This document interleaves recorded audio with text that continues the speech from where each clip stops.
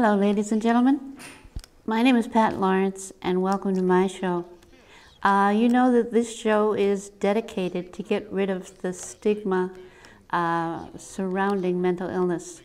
And I've been doing this now for 15 years, and it just dawned on me. I'm hoping that it's getting better. Today, as my wonderful guest, I have the area director. His name is Cliff Robinson, and he is the area metro area director of the Southeast area. Hi, Cliff. Hi. How are you? I'm pretty good. I'm glad. And thanks for having me It's today. my pleasure. Yeah. So today we're going to talk about what's going on with the Department of Mental Health and what's going on with mental illness with all the budget cuts. And Cliff, who has a huge job, because Cliff, tell them what areas you cover. Well, the department recently went through some administrative consolidation, and so my area now covers the towns of everything from Revere, Chelsea, Boston, Brookline, to the Cape and Islands, to Martha's Vineyard and Nantucket. So it's a big area. It's a very the different parts of the area are quite interesting, quite different. But it's linked by one thing, and that is clients who are living with mental illness, who are living in a very challenging time. And one of the things you said in introducing the show, I just want to briefly comment on, and that is stigma. And where is it now? Well, I think it is changing, it is different, it is becoming less and less of a barrier, you know, when it comes to receiving services, getting jobs. And I think it's getting to be that way because of efforts like yours. And I just want to thank you for having this kind of program and for being a voice around getting rid of stigma. So I think it only is happening because of people like you. And, Well, thank you very much. But and I've discovered that when people with mental illness, I found that a lot of them are really terrified, and they really do not speak up for themselves. So you kind of have to do it for them. And when I went into with the parity bill, the mental health parity bill, and I was so excited and happy when it passed, and I saw Paul Salucci sign that bill, and that was in the year 2000. I figured this is the first step to end discrimination for people with a mental illness. And then what I found out recently is that 1/3 of the prisoners in the state penitentiaries have a mental illness. And that's 1/3 of a lot of people. And a lot of the reasons are sometimes they become victims. Sometimes if they are just minding their own business and perhaps they're in a park and they have to go to the bathroom and they happen to do it, they are immediately breaking the law. And a lot of them end up in prison. And what I'm able to do now is to go into the Susan Baranowski Penitentiary and talk with the guards to tell them about people with a mental illness, that it is a physical illness, and they're not like the regular prisoners in the penitentiary. They're different. They might have committed the crime, but they're still different. And hopefully it does sink in. Mm-hmm. Well, you know, you bring up a very important issue, and it's something that, despite the challenges in the state today, the Department of Mental Health is very much involved in trying to keep as many of our clients out of the justice system as humanly possible. As you probably know, the department funds a number of jail diversion programs, and you know, the purpose of those programs is to keep our clients out of the justice system, because you're right, there are differences. A lot of what crime that is committed by folks who are living with mental illness is often committed because people are not in active treatment, and with treatment, you know, the kind of activities that get people into trouble are minimized or non-existent. So it is something that I think we have to continue working on. just keeping folks out of jail, out of prisons, and we have to also, I think, make greater efforts to not criminalize the behavior of many of our clients. Right, because if they are in prison, when they're released, they automatically have a record. Right. And then try to get housing, try to get a job. That's it's correct. Extremely difficult. That's correct. If we could talk about mental illness itself just for a little bit, and because I know you're a licensed clinical social worker and that is your expertise. It happens when usually schizophrenia happens usually between 16 and 25, and it happens out of the blue. It can happen to anyone. It can happen to a doctor's child, a lawyer's child, a lawyer, a doctor. It happens when so-called children are in high school. It happens when they're right in the beginning of college, when they reach their childhood maturity. That's when it happens. And that's the sad part of it, because they've had a life beforehand, and now for the rest of their life, they will be on medication. And it's not that they know what is going on, because they are actually terrified of the voices. But in some cases, just like in some cases with regular people that are good people, bad people, well, in some cases of people with a mental illness, things do happen. And sometimes it's because of the voices in their head that they don't understand the difference between reality, non-reality. Things do happen. And things recently happened in Revere. And things recently happened in, was it Lawrence? Lowell. Lowell. That automatically re-stigmatize the mentally ill. And really, it seems to double if it's a mentally ill person, that what they've done. But people don't even look at the papers when someone else is murdered. But if a mentally ill person does it, it just becomes so much bigger. And why is that? Well, what happened in Revere and in Lowell were tragedies, just beyond comprehension. And you're right. I mean, one of the, concerns that I've had, and lots of other folks, in DMH and elsewhere, is that, people who are not familiar with the mental health, issues, with just the nature of mental illness, would equate, that kind of violence with mental illness. And there absolutely is no relationship between that kind of violence and people who are living with mental illness. And you're right. I mean, I think immediately following both incidents, there was this period of re-stigmatization, and what was most concerning to me were the number of clients who felt that they had to withhold information about their situations, not tell people that they were on a psychiatric medication, not tell people that they were living with mental illness, for fear that people out there would become afraid of them. It really, I think, spoke to the kind of education that we need to do in all parts of our society to help people understand that, incidents of violence like those two are, number one, exceedingly rare in the population that certainly I work with, and that in terms of our ability to predict that kind of activity. I mean, none of us is really able to do that with 100% certainty. I think we have to do whatever we can to understand, why these kinds of things happen.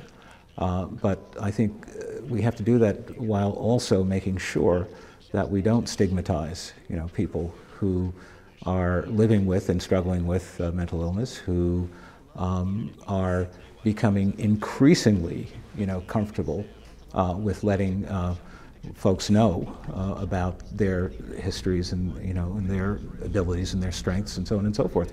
One of the things that I'm incredibly gratified about is the the growth and development of our recovery learning communities, which are these programs that are led by people living with mental illness, by the consumers. They are responsible for an enormous amount of education, an enormous amount of advocacy, but they also are very much involved in getting people jobs and helping people maintain their places in the community, whether it's in an apartment or living with a family and so on and so forth. These are a set of activities that were developed by people living with mental illness, and it gives lie to this idea that the clients that I work with and that I serve are dangerous. And every time someone brings up that violence, mental illness connection, I bring up the recovery learning communities that I'm familiar with in the Metro Boston area, in the Southeast area, and other parts of the state. That's what we're about, and that's the kind of information that we have to put out there and help people understand. That is the true face of what we do and what our clients are capable of. And when you talked about the onset of mental illness, people who are living with chronic mental illness, become ill exactly at those periods that you mentioned.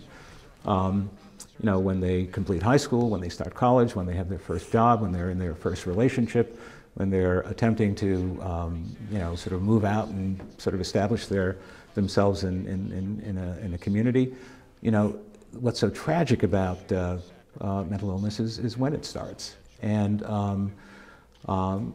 part of what our job is to help people sort of, regain the focus and the energy that they may have had when illness starts. And that's one of the reasons, for example, that so much of our efforts and activities are around transitional age youth. Individuals who are between 18 and 25 who may have had an episode of mental illness, a hospitalization, a psychotic episode, who may have been started on medication. We have a number of programs that are whose goal it is to, number one, help these younger folks from having repeat episodes of illness, of hospitalization, of really reinforcing their interest in getting jobs and getting education by providing the kind of supports that you need to get jobs and to get educated. We have come to understand that this is an essential population deserving of our time and attention, so that we can change the course of mental illness, see if it makes a difference. And I think in many, many ways it is making a difference, and it really sort of reinforces our decision to put a lot of resources in that direction. So the news is not all bad, despite despite these very, very, very tragic recent events, and despite a very, very challenging economic climate. I think the good news is that we in DMH in general is continuing to work for the clients out there. We've got this new clinical model, community-based flexible supports, that I think is doing a great job in meeting the needs and being responsive to the preferences of our clients. I think the person-centered planning that we're all being trained in, pardon me, helps us focus our efforts more effectively on, what the preferences of our clients and families are, instead of what we think makes the most sense in terms of care and treatment. So, despite, these challenges, both economic and, both, from recent events, I think we're moving ahead. We're doing our best, and I think we're making a difference in the lives of folks, and that's what's important. That is extremely important, and you are making a difference. And with the budget cuts, I've been to the State House. I've lobbied at the State House. I've been there when the blind people are there, and the people with who are hearing impaired, and the seeing eye dogs that are underneath my chair, What I'm there for is to lobby for the clubhouses for the mentally ill, that a lot of them are closing down.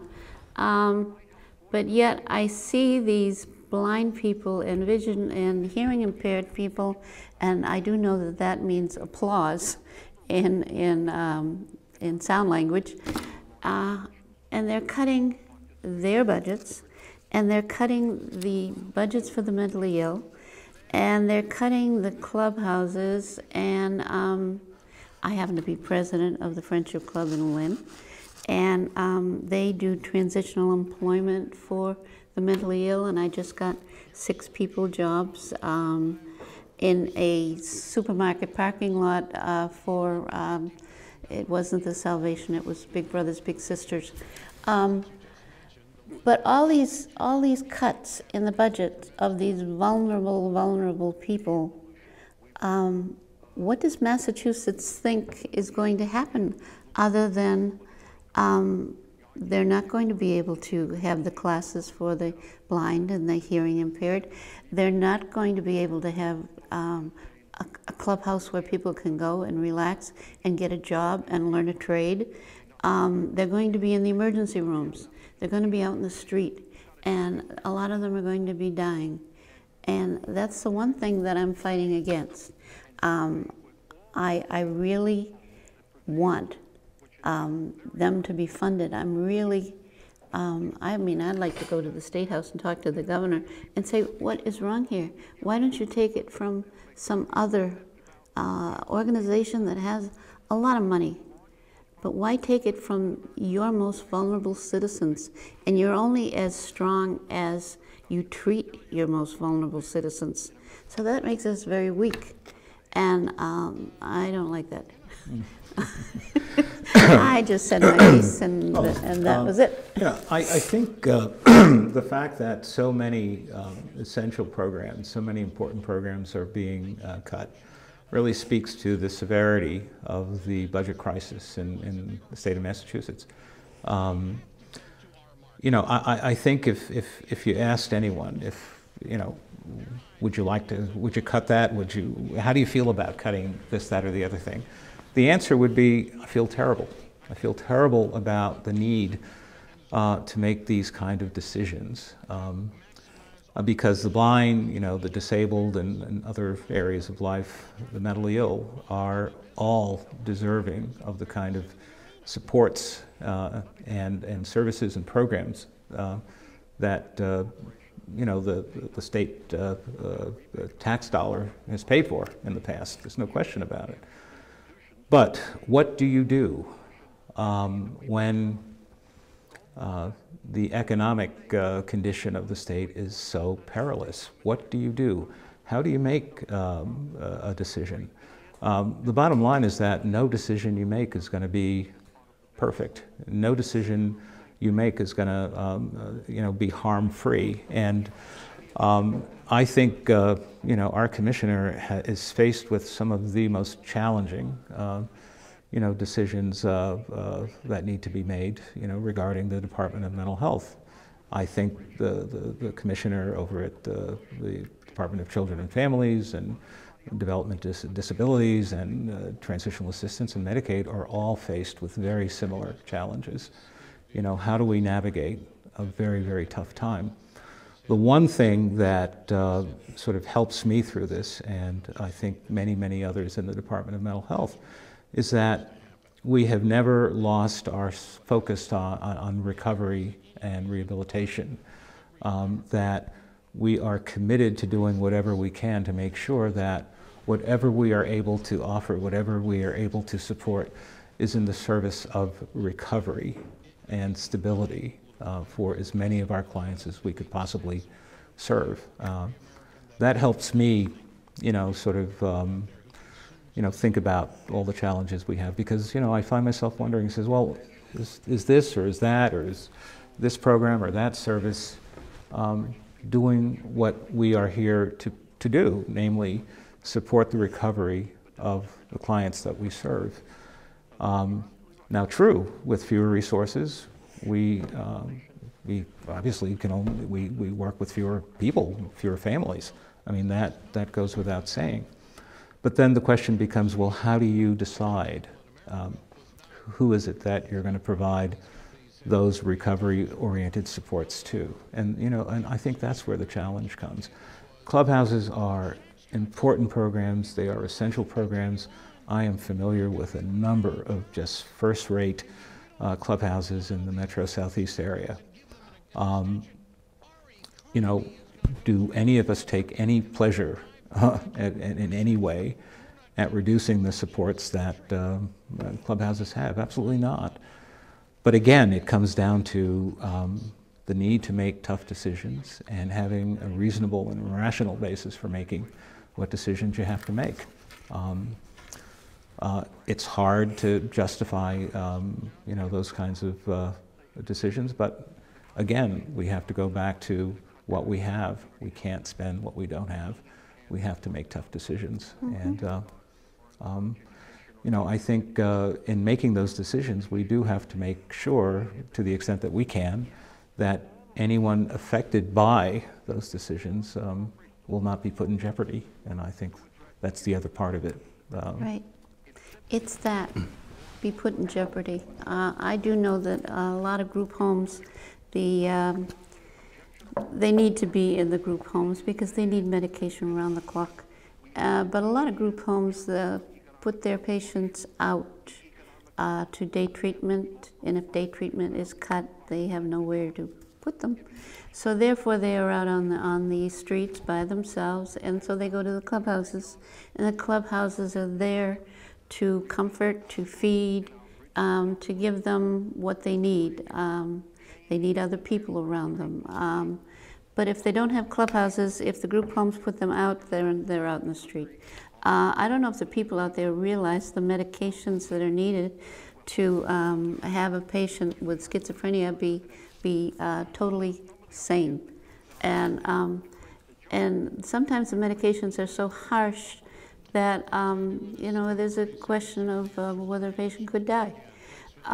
So they have to be monitored. They have to have blood tests. I don't know if the people out there realize that sometimes people on medications for schizophrenia have heart conditions from medications. They have diabetes from medications. They have all kinds of things. And if this was your child that had cancer and had nowhere to go and had to walk the streets from 9 o'clock to 3, I'm certain that wouldn't happen. So for the people with a mental illness who are so terrified to begin with, to have to resort to that and not have a job and not have a real home, and the parents can't take them back because they need medication around the clock. It's hard. It's very hard, but I can tell you that my daughter, who has been on medication for 18 years, and who I am so proud of, has a job, got her associate's degree, drives a car. She is in recovery, and this can happen to a good percentage of people with a mental illness. And I know the DMH is working towards that, and Empower is working towards that, and NAMI. And NAMI is working towards that, and MHA, Mental Health of America, is working towards that, and so there are a lot of people out there that are really working. But if society would just pick it up and say, we're not afraid of these people anymore, they need our help. Mm-hmm.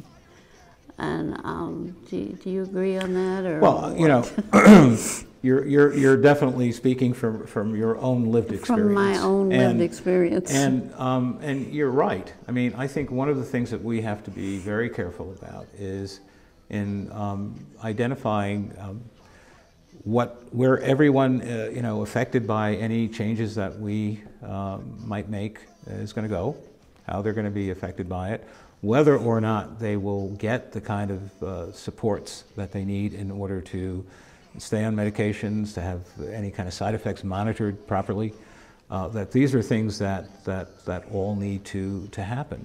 And I think one of the things that is critically important is that we have enough time to make sure that we can identify how people are going to be affected by, you know, any cuts we make, any changes we make in terms of what we have out there. Because that's important, and that's certainly what a lot of people have asked me about. You know, what are you going to do with the folks who are affected by any cuts? Where are they going to go? What kind of services might they get?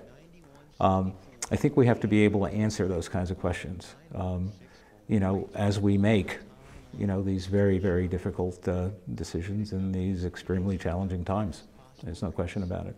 But your concerns are right on the mark, and again, they obviously come from, you know, long experience on your part.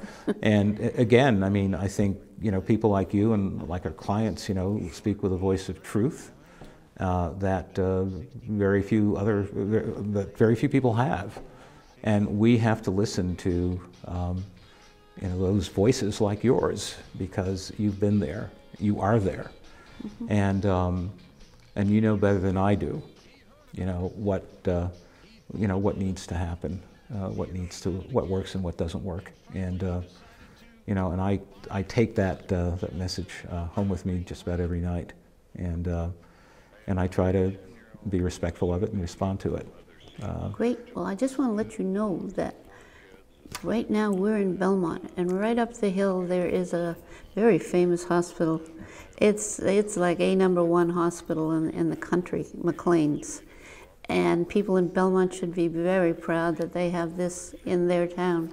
Right next door to this studio, there is a wonderful shop that is run by people with developmental disabilities and mental illness, and it's run by them. And they're doing a great job. I was just in there. They got great things. And right across the street is Waverly Place. That's right. And Waverly Place is just full of people who are recovering from a mental illness. They are working together and talking together. It's like a small little society. And this is right here in Belmont. And if other towns would be as open to things like this, it would make a big change. Well, and I'm happy to say that there are any number of connections between the programs that you mentioned and DMH. Dr. Paul Barrera, Yes, who I do know Paul. I think had a lot to do with getting that day program established here in Waverly Square. And you know, I cut my teeth at McLean back in the 70s. That was my first job in the mental health field, and that was the main reason that I'm in the mental health field, because of what I learned, you know, as a mental health worker many moons ago. And it had to be the goodness inside you that really wanted to help vulnerable, innocent people. Well, I think that people who do what I do and what you do are mission driven. I mean, you know, I think we believe in, you know, the dignity of people and the right of people to have an opportunity to live their lives in a productive way. And you know, that's what it's about. You know, you don't have to be the CEO of General Mills or General Motors or anything like that. I think what our folks, you know, that we serve want is exactly what you and everybody else wants. You know, they want a job, they want a life, they want relationships, they want friendships, they want a future. And, that's why we're going to end the show. Oh, okay. Well, that's a good note to end it on. We're ending the show, and we could go on and talk for hours. We certainly could. We're going to end the show on dignity and future, and that's all we want. We want dignity and future for the people we love, and I do hope that you start to realize that there's nothing to fear. These are people just like you and your children, and be kind. And we'll see you again in another couple of weeks, and we'll talk about something else that we can sweep out of the closet. Okay? Thanks for being on my show, Cliff. I enjoyed it. Thanks for inviting me. I appreciate it. I appreciate you.